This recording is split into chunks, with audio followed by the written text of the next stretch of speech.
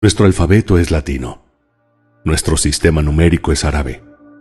Nuestra filosofía es griega. Vemos películas del oeste. Escuchamos canciones del oeste. Y jugamos videojuegos del oeste con tecnología del este. En máquinas del este, vivimos en un mundo que fue un solo continente, con un solo océano. Un mundo que probablemente se convertirá en un solo continente y un solo océano de nuevo. Un mundo descubierto por marineros portugueses y españoles, un universo explicado por un astrónomo italiano y astronautas rusos y estadounidenses. Un mundo donde el mismo hombre es la raíz de 3 de las religiones más grandes. Un mundo donde los 12 millones de hombres que se extendieron por el mundo descendieron directamente del mismo ancestro. En este mundo donde las fronteras parecen más importantes, la Casa Real inglesa es alemana. La Casa Real española es astrohúngara. La Casa Real sueca es francesa. Y Grecia, quien no tiene casa real, tuvo una reina casada con el rey de España y tiene un príncipe que se casó con la reina de Inglaterra. ¿Y sabes quién se casó con un inmigrante griego? Monsieur Jean-Marie Le Pen. El héroe nacional de Suecia es hijo de una madre croata católica y de un padre bosnio musulmán. El ex y posible futuro presidente de Francia es hijo de un húngaro aristócrata y nieto de un griego judío. Y está casado con una italiana inmigrante. En cuanto al hombre que quiere expulsar a los inmigrantes de Estados Unidos, él es el hijo de una inmigrante escocesa, quien se casó con el hijo de una familia de alemanes inmigrantes. Asimismo, está casado con una eslovaca y divorciado de una checa.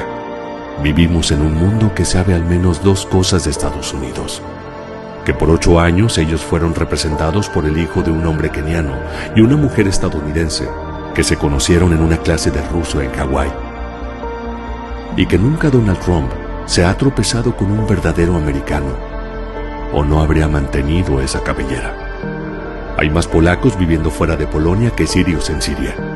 Durante el 90% de su historia, Turquía no fue habitada por turcos. Hungría no es la tierra de los húngaros. Es el país que los húngaros inventaron cuando escaparon del frío de los montes Urales. Y cuando mires las banderas de todos los países del norte de Europa, recuerda, ellas representan la cruz cargada 2000 años atrás, por un pobre de Oriente Medio condenado a morir. Vivimos en un mundo mezclado. Aunque no lo aceptemos, todos somos hermanos. Tenemos un mismo origen y un mismo destino. Habitamos la tierra y el futuro de la misma será nuestro futuro. Sangre roja circula por nuestras venas, sin importar nuestra religión, nuestro color, nuestro sexo. Todos somos habitantes de esta tierra. Bien. Buenas tardes, iglesia. Buenas tardes. Quería que vieran este video por demás interesante con respecto a quién puede creerse de pronto superior a otro, ¿no? Y esto nos muestra que todos somos una mezcla, no hay nadie puro. Y en el día de hoy, continuando con la enseñanza de la declaración de fe de nuestra iglesia, queremos enviar un saludo a quienes nos ven en este momento cuando se está realizando este video en la red de Facebook y también en YouTube, en el canal de YouTube, donde estará también este video y en donde se están colocando los demás videos de nuestra iglesia Bautista La Viña sobre la declaración de fe de la iglesia, lo que creemos como cristianos, que es de manera universal. Así que en el día de hoy nos corresponde entonces mirar en nuestra declaración de fe lo que creemos sobre Jesucristo. Ese es el tema central del día de hoy. Y déjenme decirles, para iniciar a manera de introducción, que uno de los principios más importantes el fundamento más importante por el cual el cristianismo hoy en día es una de las religiones más populares, pero más atacadas del planeta, es porque Jesucristo se dijo a sí mismo que era Dios en la tierra, infalible, perfecto, que no tuvo que pedir perdón a nadie, que nunca se equivocó y que todo lo que hizo lo demostró de manera sobrenatural hasta la saciedad. Por eso el cristianismo es atacado, menoscabado y por demás perseguido por el resto de religiones. ¿Por qué? Porque Él dijo que Él era el camino, la verdad y la vida, que nadie podría ir al Padre sino a través de Él. Quien reclamó estos principios, estos fundamentos eternos, estas verdades absolutas, fue Jesús de Nazaret. Por tal motivo, esto causa un poco de escozor, un poco de ardor en las demás religiones que hablan de varios caminos y que el cristianismo no es solamente un camino para ir al cielo.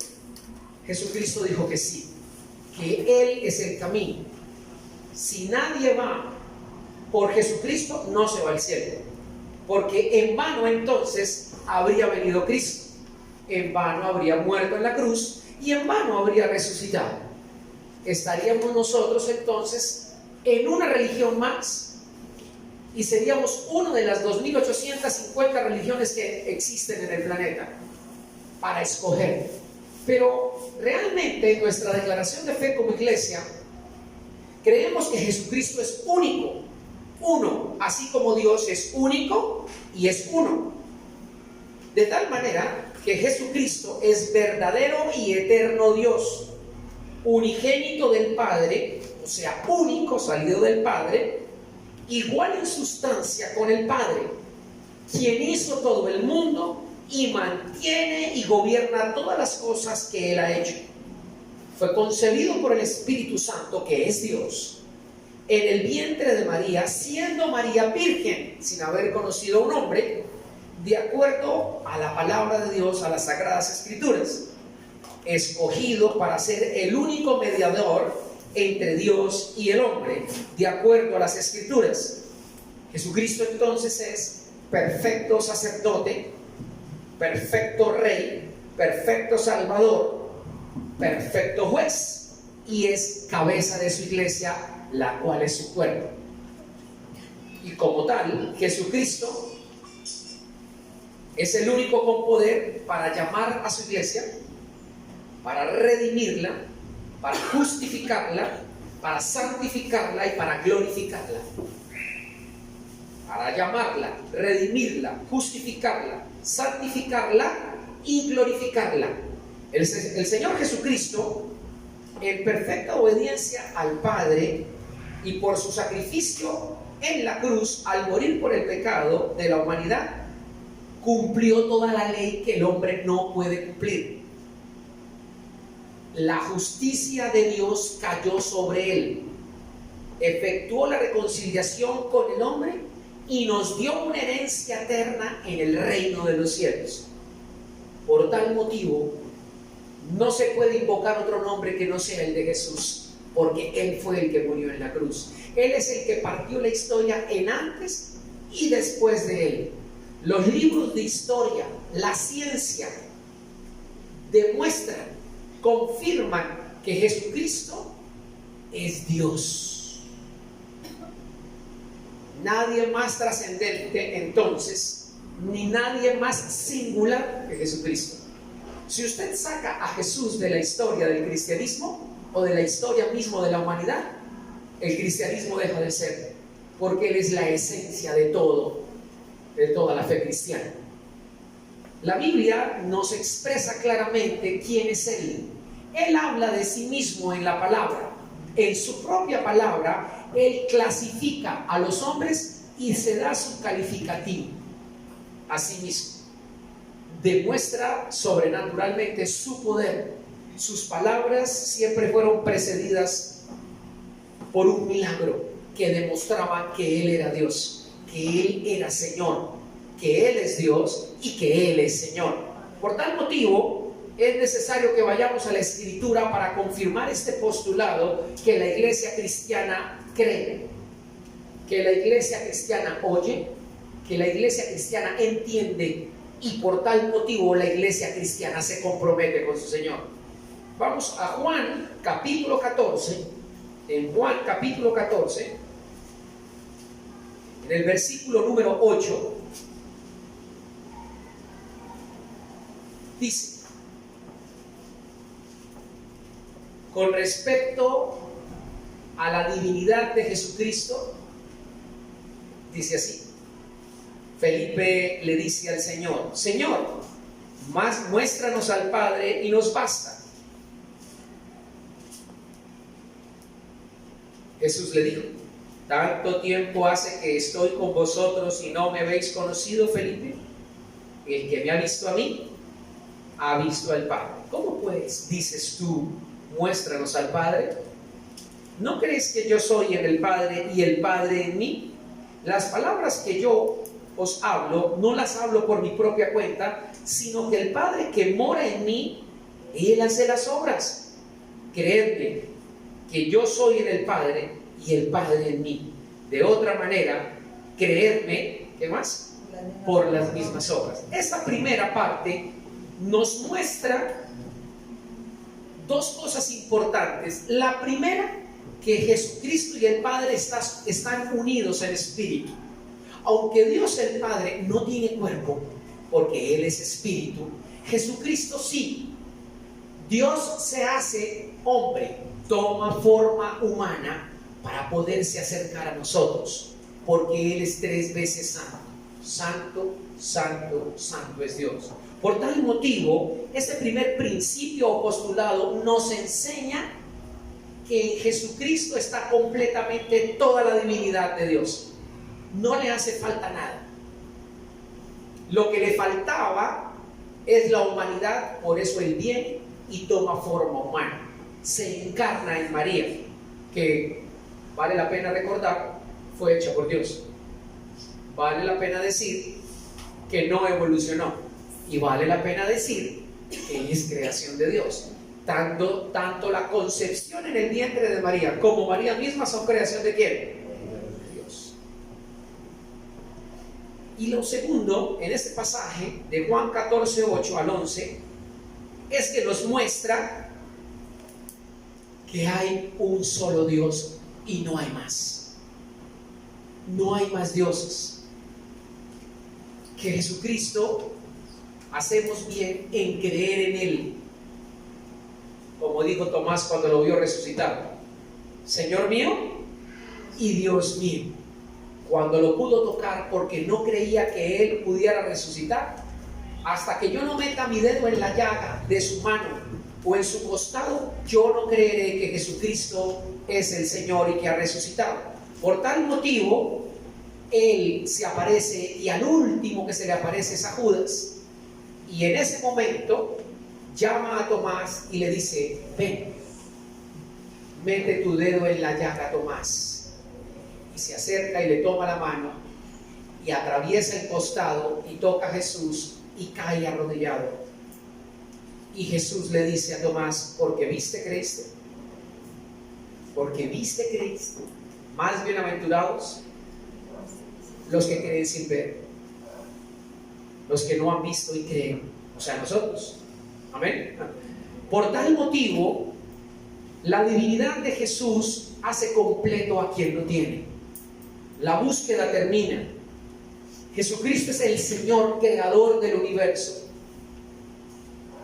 Por Él fueron hechos todo lo que usted ve. De lo invisible, Él sacó todo lo que usted ve. Porque Él es Dios. Porque solamente Dios puede hacer eso.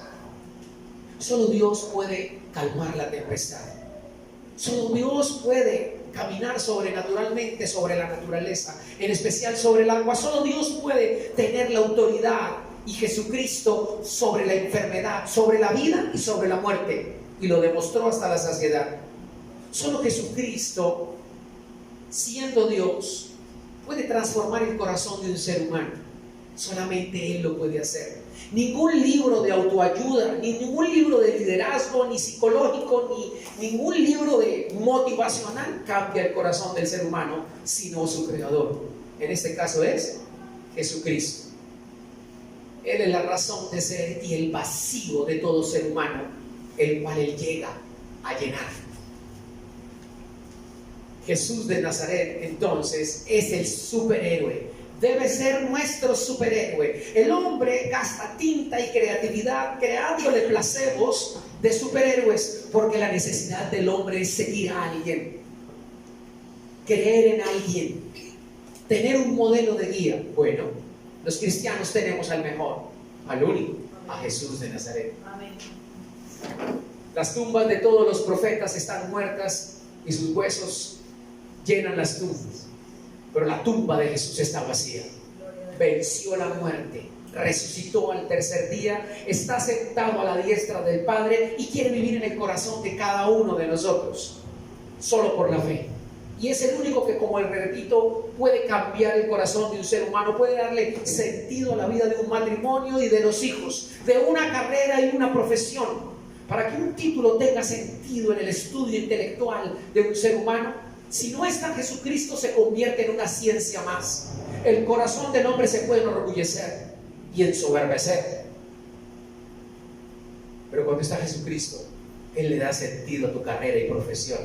Él te da un nuevo propósito para la ciencia que Él mismo creó, porque todas las ciencias son de Dios, salieron de la tierra de Dios, de los organismos que Dios creó. Y la Biblia dice que los creó Jesucristo, que es el verbo creador. Por eso el postulado nos arranca diciendo que creamos por las obras que Él hace. Y no hay duda que si yo vivo al pasar de todos estos años de mi vida, cuántas cosas Dios ha hecho en mi vida. Y si ustedes se miran al espejo, cuántas cosas ha hecho Dios en su vida desde el momento en que usted conoció de Jesucristo, usted podría decir: yo ya no soy el mismo, así sea una sola. Cuando uno conoce a Jesús, no conoce una religión, inicia una relación personal con el Salvador, y eso cambia la manera de pensar, la manera de sentir y la manera de actuar. Cuando no tenemos al Señor, una cosa pensamos, otra cosa sentimos y otra cosa decidimos. Qué importante entonces es, como declaración de fe, decir: yo creo en Jesucristo, yo creo en el Señor, Él es mi Señor y mi Salvador. Por eso vamos a mirar Hebreos capítulo 1. En Hebreos capítulo 1 podemos decir entonces,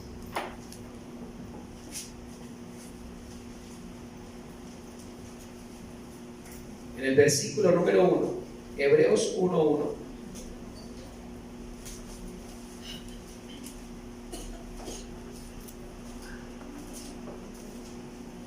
la forma como Dios se ha comunicado con el hombre.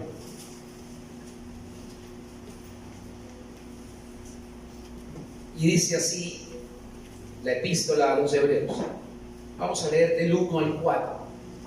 Dios, habiendo hablado muchas veces y de muchas maneras en otro tiempo a los padres por los profetas, en estos postreros días nos ha hablado por el Hijo, a quien constituyó heredero de todo y por quien asimismo hizo el universo, el cual, siendo el resplandor de su gloria y la imagen misma de su sustancia, y quien sustenta todas las cosas con la palabra de su poder, habiendo efectuado la purificación de nuestros pecados por medio de sí mismo, se sentó a la diestra de la majestad en las alturas, hecho tanto superior a los ángeles, cuanto heredó más excelente ¿qué? Nombre que ellos. Vamos despacio. Primero, Dios, habiendo hablado muchas veces y de muchas maneras en otro tiempo a los padres por los profetas. Dios sí habla, porque Dios es real, existe. Si Dios no existe, entonces Dios no habla. Y Él decidió hablarle a la humanidad, en la historia de la humanidad, de muchas formas, a los hombres. Se hizo dar a conocer de muchas maneras en la antigüedad. Y se hizo escuchar de su pueblo con voz audible y con poder y con fuego, de una manera sobrenatural, al pueblo de Israel, del cual sacaría al Mesías, a Jesucristo, de la tribu de Judá. O sea que este primer versículo nos está haciendo un recordéis que Dios sí habla, que Dios sí ha hablado, que aunque el mundo quiera decir que esto lo escribieron hombres, pues Dios escogió a su máxima creación, que son los hombres, para Él hablarnos, para Él traer su palabra. Y a esos hombres les dijo: escriban lo que yo les estoy diciendo, guarden lo que yo les estoy diciendo. Moisés escriba, que fue el que escribió los primeros 5 libros de la Biblia. Habiendo hablado en la antigüedad, Dios cogió para hablar en la antigüedad a hombres, a profetas. Recuerden que profeta en el Antiguo Testamento es aquel que habla, o es la voz de Dios o la boca de Dios, trayendo el mensaje de Dios para su pueblo. Dios ha hablado de muchas maneras. ¿Y cuál era el mensaje central en el Antiguo Testamento de ese mensaje de Dios? ¿Cuál era el mensaje central? Que vendría el Mesías, que vendría el Salvador, que la humanidad necesita un Salvador, porque todos caímos en el huerto del Edén, en el pecado original. Todos nacemos con la marca. No es esa mentira que nos han enseñado en la universidad, en los colegios, y que hoy por hoy se multiplica, que nosotros nacemos buenos y la sociedad nos daña. No, nosotros nacemos dañados y formamos sociedades dañadas. Por eso tenía que venir Cristo en forma de nosotros, sin el daño original, para reparar la sociedad. Y comienza a reparar el Señor la sociedad desde el individuo, desde su ser. No arreglando la sociedad, sino arreglando el contenido principal de la sociedad, que es el corazón del ser humano. Habiendo hablado entonces y habiéndole dado oportunidad al hombre en el Antiguo Testamento para que se juzgara, hiciera leyes y se autoadministrara a él justicia, dijo: no, señores, una persona enlodada no puede limpiar a otro en su sucio. Es un limpio el que tiene que limpiar a un sucio.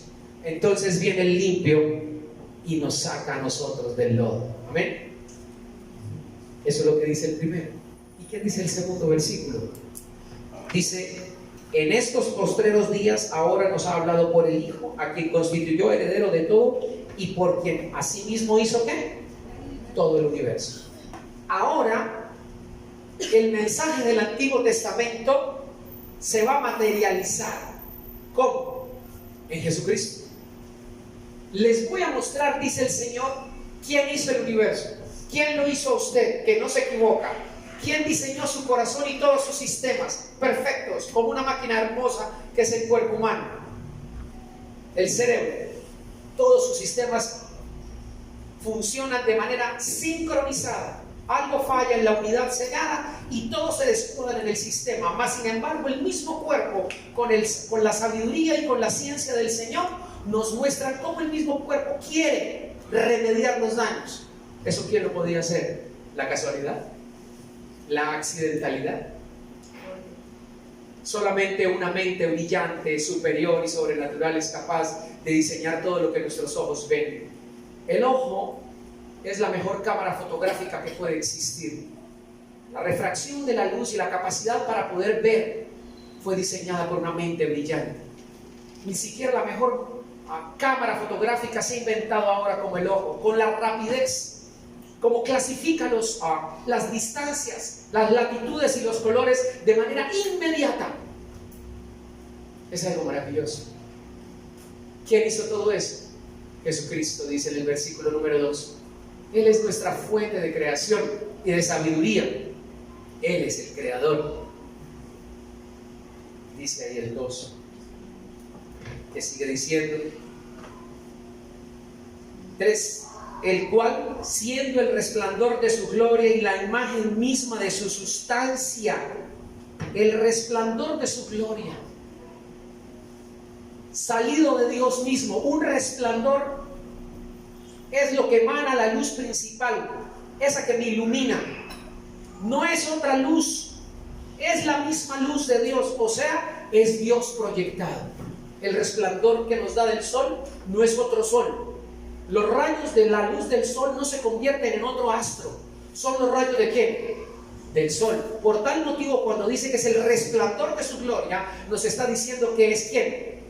Dios. Es la gloria de Dios. Jesucristo es la gloria de Dios.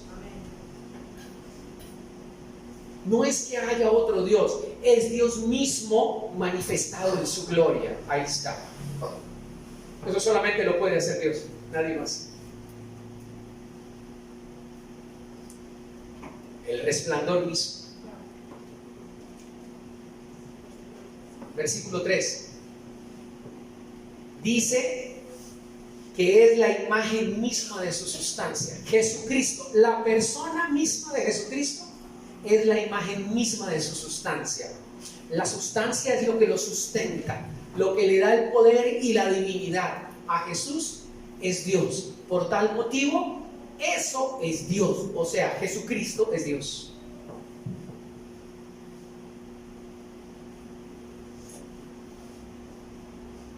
Ahora dice, quien sustenta todas las cosas con la palabra de su poder. Para sustentar todas las cosas con la palabra, no hay otra cosa más poderosa que la palabra de Dios. Recuerden ustedes en Génesis capítulo 1 del versículo 1 al 26 dice que Él hizo todas las cosas con su palabra. Y dijo Dios, hágase la luz. Y dijo Dios, sean los árboles. Y dijo Dios, sean las aves. Y dijo Dios, Él es el único que puede sostener el universo. Damas y caballeros que me escuchan esta tarde, Él es el único que puede sostener la salvación, porque Él es el Salvador. Por tal motivo, nadie puede crear algo y sostenerlo eternamente, porque ese creador morirá. Mas Jesucristo murió y resucitó por siempre, porque Él es Dios. Por eso Él sustenta todas las cosas, porque Él está vivo. Por eso su palabra, esta que tanto atacan, el papel aguanta con todo, eso lo escribieron hombres, eso es relativo. ¿Y quién le dice a usted, pastor, que no guardaron unas copias? ¿Sí? ¿Es más fácil creer en la mentira? ¿Es más fácil creer en el poder del hombre que en el poder de Dios? Fuimos criados en una cultura donde nos enseñaron que Dios es falible, que Dios está ocupado por allá y que no es capaz de escribir ni revelar nada, pero que el hombre es todopoderoso. Un antropocentrismo tenaz. El hombre el centro del universo, no Dios. Por tal motivo tenemos una confusión, una dualidad cuando nos dicen Dios manifestó e inspiró su palabra para traer la revelación al hombre, para que el hombre siga los caminos de Dios y conozca quién es Jesucristo. Nos cuesta trabajo creer eso, porque creemos que el hombre es más poderoso que Dios. De hecho, ustedes miran a todas las religiones y todas están centradas en un hombre. Bueno, repito, todas las religiones tienen seguidores y todas las religiones tienen líderes y sus líderes mueren. Pero Jesucristo murió y resucitó. Por tal motivo, la palabra de Dios es la que cambia. La palabra del Señor Jesucristo es la única capaz de transformar el corazón de una persona. Mostrarle qué es pecado y qué no es pecado, qué es bueno y qué no es bueno, qué es malo y qué es bueno. Solamente lo puede determinar Dios, el Creador. Nosotros podemos clasificar la justicia y la bondad del hombre en cierto código de ética, pero verdaderamente el código por el cual nosotros pasamos y tenemos que pasar en un examen es por el código de ética moral de la palabra de Dios, que fue el que hizo todas las cosas, acabamos de ver, quien las sustenta todas con la palabra de su poder. Por tal motivo, Jesucristo era el único que podía purificar el corazón del ser humano y quitar el pecado del mundo. Que dijo Juan el Bautista cuando vio acercarse a Jesús: he ahí el Cordero, ¿de quién? De Dios, que quita el pecado del mundo. Que el mundo no se quiera quitar el pecado con Él es otra cosa, pero la obra está ahí, el brazo extendido de Dios está ahí. Si usted lo rechaza, es un ofrecimiento que Él hace hacia usted. Si usted lo rechaza, rechaza a Dios. ¿Y qué le queda al hombre cuando rechaza a Dios? Miremos las naciones que rechazan a Dios. Miremos las naciones que se vanaglorian de una religión. Mayores guerras, mayor muerte, máxima religiosidad, mayores violaciones, más grande hipocresía. Oh, pero los que se mofan de una, entre comillas, mofarse de una relación personal con el Señor, revisen las vidas de esas personas. Son diferentes, son amorosos, cambian, su vida deja de ser la misma para convertirse en otra. Por eso el testimonio de un cristiano, de un esposo, de una esposa, de un joven, habla más de sus palabras. Por tal motivo, el purificador número 1 del pecado del ser humano tiene nombre propio y se llama Jesucristo. Él es el único capaz de limpiarnos y quitarnos la culpa que hace suicidar, la culpa que nos abstrae y nos mete en un hueco allá, en decadencia, que nos hace solitarios, una soledad mala, insana, una soledad en donde no hay una compañía del Eterno, del Señor Jesucristo. Porque cuando tú estás solo y tienes a Jesús, nada te falta. ¿Sabes por qué? Porque no hay culpa. Porque el Señor extiende sus brazos de amor para perdonarte, pero eso sí, tienes que confesar tu pecado, tienes que arrepentirte. Claro, no puedo ir por el mundo haciendo lo que yo quiera cuando el código me dice que no es así. Cuando la palabra del Señor me dice, mira, estás embarrándola. Esa no es la forma de vida que yo diseñé para ti. Tú puedes hacer todo lo que quieras en la tierra, pero si me excluyes, todo eso tendrá un final muy triste. Pero puedes hacer todo lo que quieras en la tierra, pero si me incluye, te guiaré a lo que te conviene, al propósito por el cual te creé yo a ti. ¿Tú sabes por qué fuiste creada? ¿Tú sabes por qué estás aquí en la tierra? Pasar esta página, ¿cuánto? 70 años, 80 años, y no conocer al creador del propósito de tu vida, es perder la materia, la más importante de todas, tu relación con Jesús. Por eso, sigue diciendo el pasaje.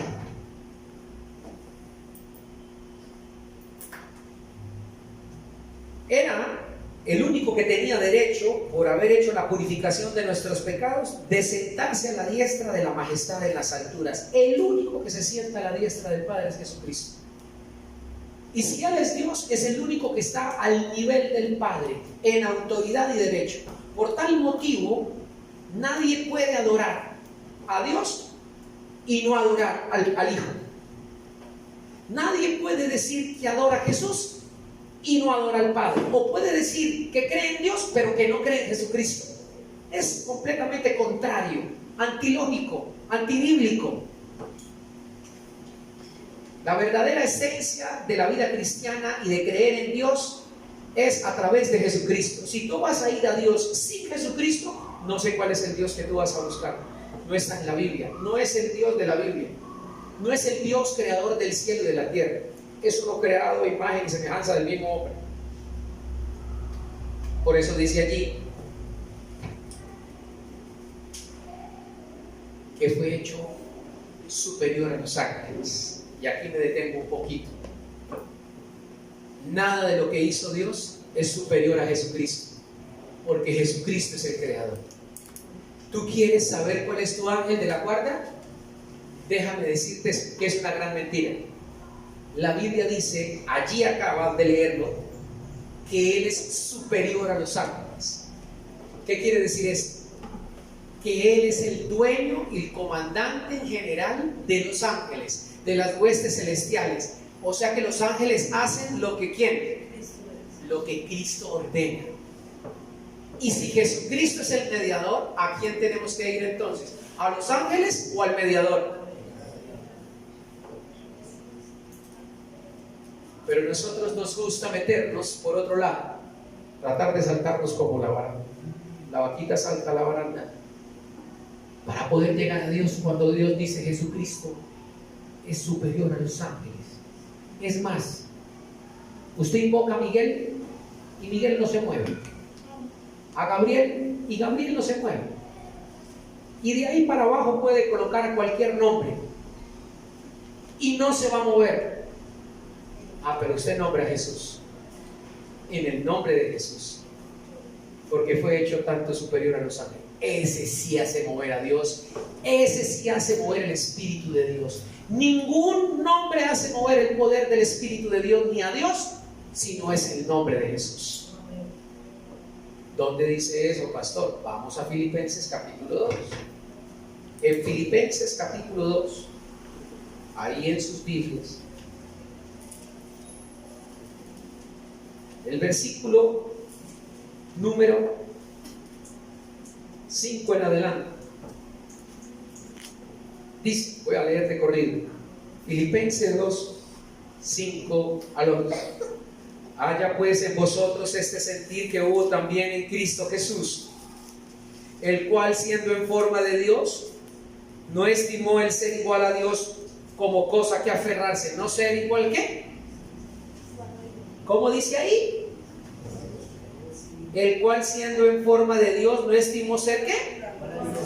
Es Dios, dice ahí. Él no estimó eso como aferrarse a algo, sino que Él dijo, yo soy Dios, pero yo no me aferro a eso para ir a la cruz, sino que yo voy a la cruz y muero por ti. Y sigue diciendo el pasaje, sino que se despojó a sí mismo, tomando forma de siervo, hecho semejante a los hombres, y estando en condición de hombre, ¿qué hace Él? Se humilló a sí mismo, haciéndose obediente hasta la muerte, y muerte de cruz, por lo cual Dios también lo exaltó hasta lo sumo y le dio ¿qué? Un nombre que está sobre todo nombre, para que en el nombre de Jesús se doble toda rodilla de los que están en los cielos y en la tierra y debajo de la tierra, y toda lengua confiese que Jesucristo es el Señor, para la gloria de Dios Padre. Muy bien. ¿Cuál es el nombre a invocar? Jesús. No es repetir 1000 Jesuses. No se trata de hacer una placa con el nombre de Jesús y decir, bueno, ya la casa está bendecida por Jesús, bendice mi negocio y tal. No, se trata que ese nombre lo conozcas, lo apropies, lo vivas, le creas, lo sigas y le obedezcas. Se trata de que Jesucristo tiene un nombre que implica su futuro, su vida y su propósito para cada creyente.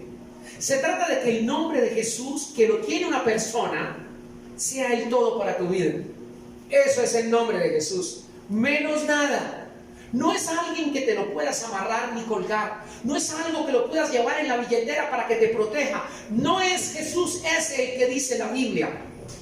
Es para que tú creas, para que tú lo vivas, para que cuando lo obedezcas veas su gloria en medio de ti, para que te cambie y te transforme, para que te haga un mejor hijo, una mejor esposa, un mejor profesional, un mejor hombre. No es para que te haga vivir la magia de yo no sé qué ilusión óptica. No, porque lo que le hizo sudar sangre a Jesucristo fue la transformación del corazón del ser humano. Hacer milagros, Jesucristo los hacía así porque es Dios, pero cambiar el corazón del ser humano, porque Él no obliga al hombre a que lo siga y que le crea. Él ofrece su amor y su misericordia, y el hombre decide si lo rechaza o lo acepta. Es lo que lo hizo sudar a él sangre en Getsemaní. 3 veces fue al Padre. Iba a cargar con el peso de la humanidad pasada, presente y futura en esa cruz. La separación con el Padre, el dolor de la ausencia. Por eso gritó en la cruz: Padre, ¿por qué me has abandonado? Una ausencia completa que causa el pecado, una insatisfacción que el pecado hace llenar el corazón y nos pone a mirar al cielo y decir: ¿y ahora qué hago? ¿Estoy haciendo lo correcto cuando siento esto, cuando pienso esto? Solamente Cristo te lo puede decir. Solamente Él te puede guiar por amor, por la senda correcta. Ningún ángel puede hacerlo. Si Él quiere, Él envía un ángel. Si Él quiere. Porque tampoco el Espíritu Santo va a ser anulado por un ángel, porque el Espíritu Santo en la Biblia también es Dios, es una persona. Amén. Por tal motivo, el que realiza el poder aquí en la tierra es el Espíritu Santo. El que convence de juicio, justicia y pecado es el Espíritu Santo. Un ángel no va a venir a hacer eso. Cumple funciones directas. Gabriel es un mensajero, Miguel es un luchador, es un guerrero. Y habrán otros ángeles destinados para muchas cosas, pero a quien Dios determinó que nos acompañara, que nos capacitara, que nos iluminara, que nos acompañara y nos consolara, ¿a quién fue?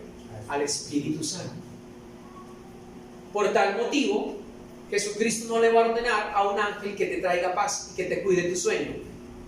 Sería absurdo tener al Espíritu Santo, el Consolador, y tener que tener, valga la redundancia, un ángel al lado para que lo acompañe a uno. Averíguate cuál es el nombre de tu ángel para que así hables con él. ¿Por qué no hablamos mejor con Jesús? ¿Por qué no nos comunicamos mejor con el Señor, con el comandante?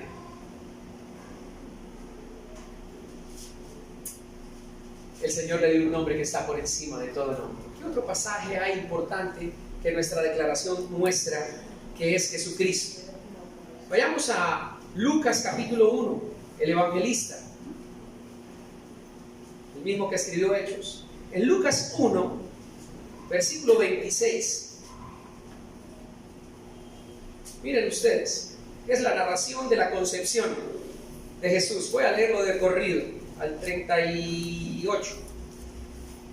Al sexto mes, el ángel Gabriel fue enviado por Dios. ¿Quién envió a Gabriel? Dios. Ah, bueno, que no vean, para que vean que no fue ni José ni María, es Dios el que envía. Al sexto mes, el ángel Gabriel fue enviado por Dios a una ciudad de Galilea llamada Nazaret, a una virgen comprometida, eso se llama desposada, versículo 27 de Lucas 1, con un varón que se llamaba José, de la casa de David, y el nombre de la virgen era ¿qué? María. Pues había varias mujeres vírgenes esperando la promesa del Mesías.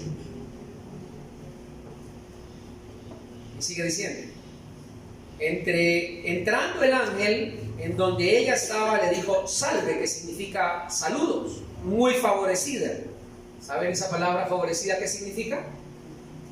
Que ella fue la afortunada, no que era la única, habían varias esperando la promesa del Mesías y ser concebidas por el Espíritu Santo. Por eso se llamó favorecida. Cuando hay varios números y usted tiene ahí y juega el bingo y le sale su número, ¡ay, yo salí favorecida! Porque había otros números ahí. María se ganó el bingo. ¿Y qué pasó? Por varias características. El bingo espiritual. ¿Y qué dice ahí? Entrando el ángel donde ella estaba, le dijo salve, muy favorecida, el Señor es contigo, bendita tú entre las mujeres. Mas ella, cuando lo vio, se turbó con sus palabras y pensaba, ¿por qué me saluda de esta manera? No entiende. Ella no estaba esperando al Mesías en el sentido de la racionalidad y fue sorprendida por el mensaje del ángel, el cual le tuvo que explicar, el cual tuvo que hacerle pedagogía de lo que estaba pasando. Entonces dice el ángel, María, ¿no qué? O sea que sintió ¿qué? Miedo. Porque has hallado, si ella halló gracia es porque entonces la estaba buscando. Halló gracia. No estaba llena de gracia, halló gracia. Y sigue diciendo, y ahora concebirás en tu vientre y darás a luz un hijo y llamarás su nombre. ¿Quién le puso el nombre al hijo que iba a tener María? ¿José o María? Dios. Ninguno de los dos. Dios mismo, porque Dios es el Padre concebidor. Él es el que va a hacer el engendramiento en el vientre de María. Entonces el papá es el que le pone el nombre. Por eso le pone él mismo antes de que nazca. En la concepción se lo pone. Y este se llamará Jesús. Y este será grande y será llamado ¿qué? No hijo de María, hijo del Altísimo. Será reconocido porque será llamado ¿cómo? Hijo del Altísimo. Y el Altísimo no es ningún tipo bien alto de 3 metros. Es nada menos que el Padre, Dios. Qué pena que haga un chiste así, porque es que hay algunos que me dicen, ay, sí, ¿qué tan alto era? Hijo del Altísimo. El Altísimo se refiere a Dios, el Eterno, el Padre. Por eso a Jesucristo se le conoce como el Hijo de Dios. Ay, no me vengan a inventar más cosas porque no es así. Jesucristo es el Hijo de Dios. ¿Cuántos hijos tiene Dios? Uno solo, punto. Por eso sigue diciendo, y el Señor Dios, después de Altísimo, ¿qué sigue? El Señor Dios, porque Él es el Altísimo.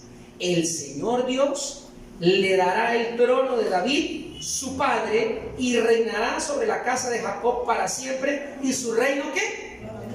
Quiere decir que Jesucristo, cuando nazca y vuelva otra vez, gobernará la tierra en un reino verdadero aquí en la tierra por siempre. Dice ahí, no tendrá fin.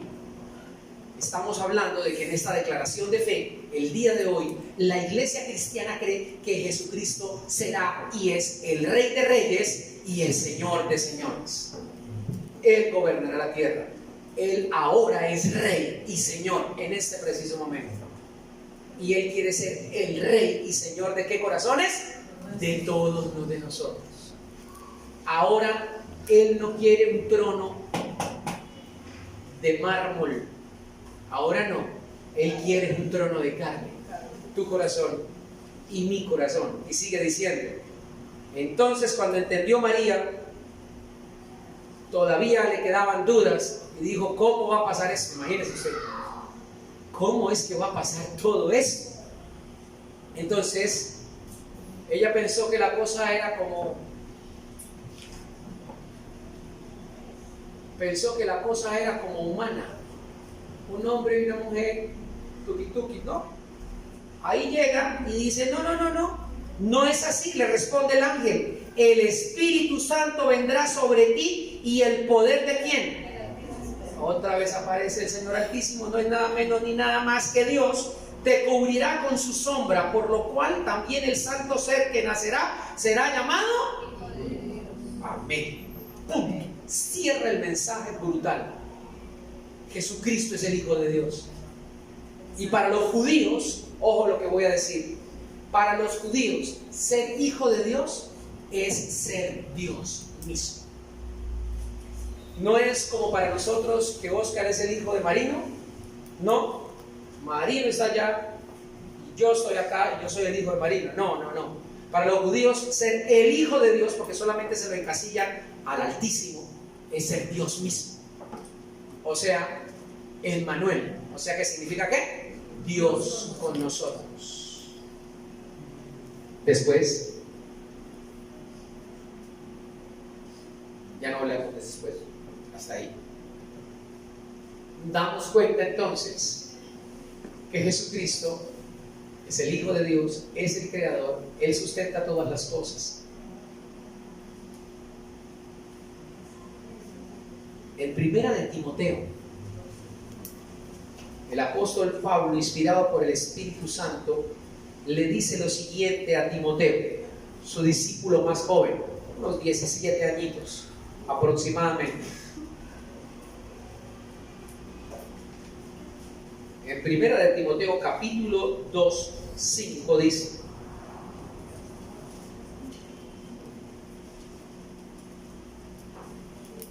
leamos el 2, 3 al 5 para hacer un poquitico de contextualidad. Dice así, primera de Timoteo 2, 3 al 5. Porque esto es bueno y agradable delante de Dios nuestro Salvador, el cual quiere que todos los hombres sean salvos, ahí hombres es genérico, y vengan al conocimiento de la verdad. 5. Porque hay un solo Dios y un solo mediador entre Dios y los hombres, Jesucristo, hombre. Aquí paró la búsqueda de intermediarios. Creemos que Jesucristo es el único mediador entre Dios y los hombres. Hay uno solo y único, no hay más nombres a invocar. Una oración que se eleve en el nombre de cualquier muerto, de cualquier otra persona, no pasa del techo, dice este versículo, porque dice que hay un solo Dios y un solo mediador entre Dios y los hombres. ¿Quién es? ¿Quién murió en la cruz? ¿Y quién resucitó? ¿Quién es el único que tiene derecho a ser mediador? ¿Quién es el único que puede llevar nuestras oraciones al cielo? ¿Quién es el único que tiene misericordia de nosotros? ¿Quién fue el que se desgarró en la cruz? ¿Y quién fue el que oró por nosotros? Él. Por eso el Padre le exaltó hasta lo sumo y le dio un nombre que está por encima de todo nombre. Por eso María le dijo, ¿será llamado hijo de quién? Del Altísimo. Bien alto que sí está. Es el Hijo de Dios. Timoteo entonces le queda claro quién es el único mediador. En Colosenses capítulo 1, devuélvanse ahí unas 4 hojitas. En Colosenses capítulo 1, el versículo 15. Mucha Biblia estamos viendo hoy, así debe ser. En Colosenses capítulo 1, versículo 15 hasta el 22 dice lo siguiente. Ay, yo quiero ver a Dios algún día, pastor, yo quiero ver a Dios algún día. No lo vas a ver. Si Dios no se hubiera manifestado en carne, no lo podríamos ver. Pero ahora sí. Mire el versículo número 15 de Colosenses capítulo 1. ¿Qué dice?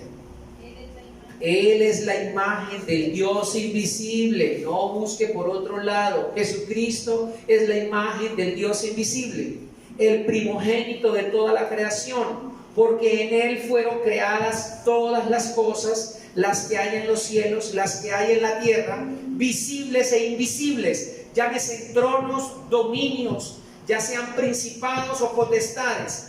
Todo fue creado por medio de Él y para Él. El hombre solamente encuentra propósito de vida en Jesucristo, porque todas las cosas fueron creadas por Él y ¿qué? Y para Él. Si uno está buscando hacer algo sin el propósito del Señor, tenga la plena seguridad que está incompleto. Cuando encontramos al Señor, hay propósito en todo lo que hacemos. El cristiano es el único que tiene propósito eterno. Los demás son propósitos temporales. Los demás manejan y hacen las cosas terrenales, pero el cristiano está llamado a tener un propósito trascendente con Jesucristo, porque fueron las cosas creadas por Él y para Él. Por eso cuando nos encontramos con Jesús y el Señor llega a nuestras vidas, paró la búsqueda. Él es. ¿Para qué más si ya tengo todo? Estoy completo en Jesús.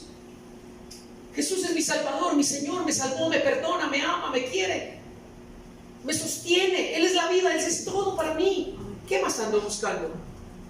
¿Qué más? Otra persona, otro hombre que te digan qué o qué. Que te soplen, que te empujen, que te pateen, que te escupan, que te digan qué. Al oído qué cosas. Si aquí está la palabra del Señor, hacemos bien en buscarlo aquí. Por eso dice que todo fue hecho por Él y para Él. Y sigue diciendo, y Él es antes de todas las cosas.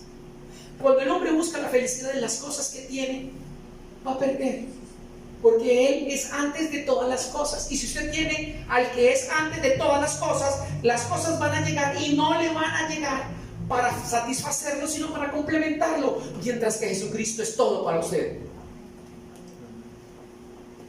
Cuando le falten las cosas, usted no se va a quitar la vida. Cuando le falte un hijo o un papá que es muy doloroso, una mamá, pues usted no se va a quitar la vida, porque usted ya encontró en Jesucristo que es antes de todas las cosas. Verso 18. Y Él, Jesucristo, es la cabeza del cuerpo que es la iglesia. Nosotros sí tenemos una cabeza en la iglesia, y no soy yo. Yo presido esta reunión y yo soy un hombre llamado a predicar su evangelio, pero la cabeza de la iglesia, dice Colosenses 1:18, es Jesucristo. La cabeza de la iglesia es Jesucristo. Y les tiene otra revelación el Señor. No solamente es la cabeza, sino que más es el cuerpo. No solo la cabeza, sino el cuerpo. O sea, Él es la cabeza que es la iglesia. Es la cabeza del cuerpo que es la iglesia. Y Él es el principio, el primogénito entre los muertos, para que en Él tenga todo la que, para que sea el primero. En esta iglesia yo soy segundo o yo soy tercero. Aquí en esta iglesia Jesucristo es el primero. Y su palabra es la que vale. Y debe ser así en todas las iglesias. Mi palabra es relativa y pasajera. Lo que yo piense puede servir para algo, pero ya para mañana no puede que sirva. Pero la palabra de Dios permanece y vive para siempre, porque su autor está vivo. Cielo y tierra pasarán, dice Jesucristo, mas mis palabras no pasarán. Por tal motivo, dice Colosenses, que le agradó al Padre que en Él habitase toda la plenitud. ¿Cómo así? El que tiene a Jesucristo debe sentirse ¿qué? Completo. Y sentirse completo es que tienes que parar la búsqueda, ya no busque más filosofías. ¿Cuántos cursos más de encontrar tu yo real, de ser el líder de tu vida, vas a seguir buscando? Si la Biblia está enseñándote de que Jesucristo es la plenitud completa. Cuando se habla de plenitud, se habla de satisfacción completa. ¿A quién más le preguntas y buscas tú si Jesucristo te está diciendo lo que tú tienes que hacer y lo que Él debe ser para tu vida? ¿A quién más?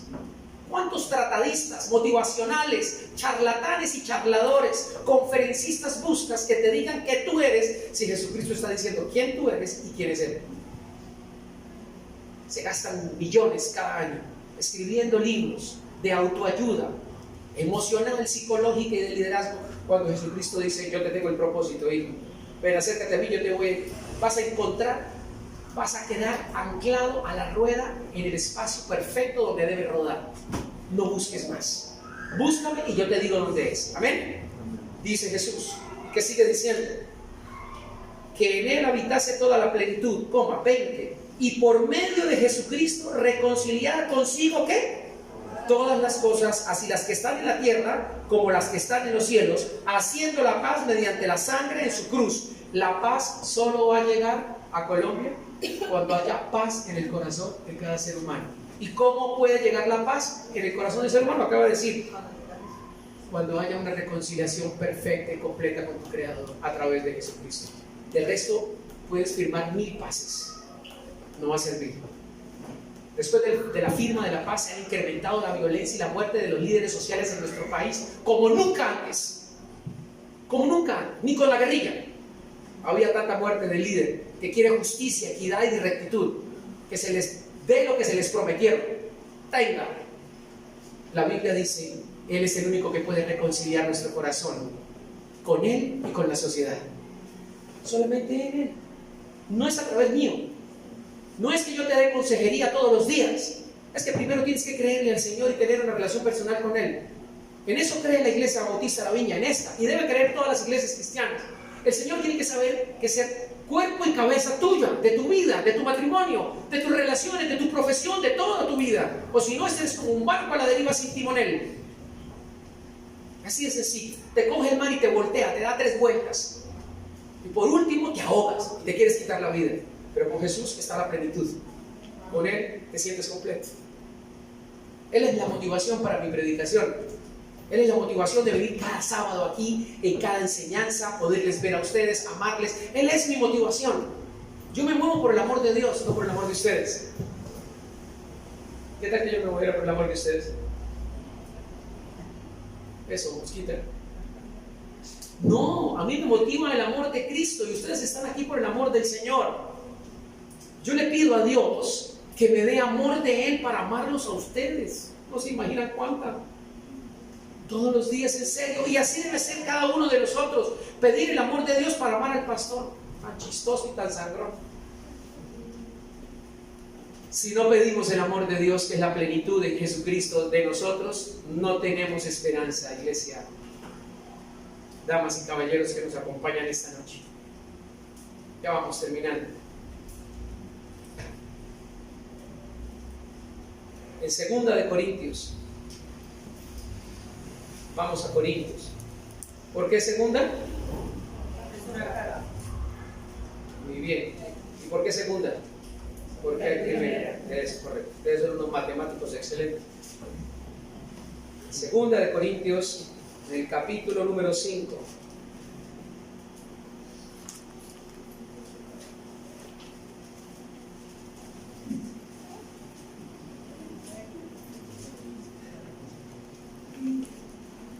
Dice el propósito de la venida de Jesús. 2 de Corintios 5, 21. ¿Qué dice? Al que no conoció pecado, por nosotros lo hizo pecado. Al que no tenía pecado, al que fue tentado en todo, fue muerto en la cruz como si fuera un vil pecador. Sigue diciendo, para que nosotros, que si somos pecadores, fuésemos hechos ¿qué? Justicia de Dios en Él. Quiere decir que el Padre cargó sobre la vida de Jesús todo el pecado de la humanidad, porque era necesario que el humano pagara, y como el hombre no puede pagar, tenía que pagar un hombre perfecto. Y como ninguno de nosotros en el pasado, en el tiempo de Jesús, ahora y en el futuro no puede haber un hombre perfecto, tenía que bajar Dios y hacerse hombre perfecto para asumir el pago. Eso se llama redención. Asumir el pago que tú y yo debíamos pagar, que no tenemos cómo pagarlo, vuelvo y lo repito, en la persona de Jesús, sin cometer pecado y morir en esa cruz por ti y por mí, hace 2000 años. ¿Qué pasa si Jesucristo hubiera pecado y se hubiese equivocado? Habría que haber destruido todo el universo completo. Pero por amor, Él vino aquí, se encarnó, vivió una vida de limitación, no se aprovechó en ese poder para tomar la ganancia y decir no me pueden quitar la vida, sino que se entregó voluntariamente e injustamente fue a esa cruz. Y la justicia de Dios, al ver la obra de su Hijo allí, diciendo: Padre, me entrego en tus manos para que cargues todo el dolor y todo el pecado de la humanidad pasada, presente y futura sobre mi cuerpo, sobre mi alma, aplicara su justicia. Y el Señor, el Padre, dijo: perfecto es. Por eso Jesucristo clamó en la cruz, en su penúltima palabra: consumado es. ¿Qué quiere decir? La obra es perfecta. Todo ha sido cumplido. Ni una coma, ni un punto falta de la ley. Todo lo cumplí. Nadie me quitó la vida. Yo la entregué voluntariamente. ¿Qué hacemos nosotros entonces? Ir a la cruz y decirle: Señor, tú eres el Señor de mi vida, te pido perdón. Yo te voy a invitar a que cierres tus ojos ahí donde estás.